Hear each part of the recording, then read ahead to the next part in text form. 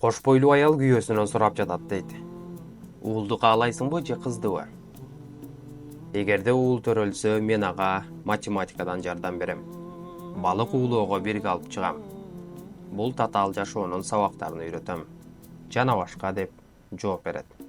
Жубайы күлүмсүрөп сурайт. А кыз болсочу? Жолдошу жылмайып, анда ал кыздан көп нерсени мен үйрөнөм. Кызым мага кийингенди үйрөтөт.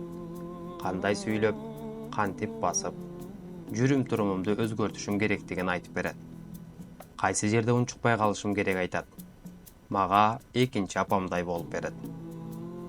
Бирок мен канча катачылык кетирип, айткан эрежелерин аткара албасам да, мени жакшы көрүп, менден артык ата жок деп эсептейт.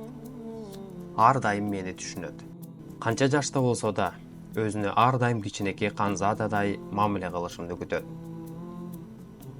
Эң башкысы мени да коргойт. Мени капа кылган кишини эч качан кечирбейт. Демек айтканыңдын баарын кызың гана аткарат экен да. Уулуңдун мынчалык жылуу мамиледе боло албайт деп ойлойсуңбу? Жок, уулум да жакшы көрмөк мени. Мен да болгон сүйүүмдү арнайм.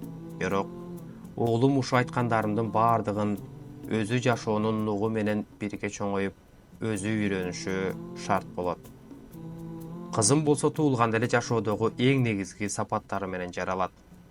Жароокерлик, боорукерлик, мээримдүү болуу канында болот. Кыз бала атанын сыймыгы. Бирок кыз үйдөн кетет. Турмушка узатканга туура келет. Ооба. Бирок кызыңдын жүрөгүнөн эч качан жоголбойсуң. Биргесиң. Биргемин. Кыздар биздин периштелер. Алардын аталарга болгон сүйүүсү чексиз.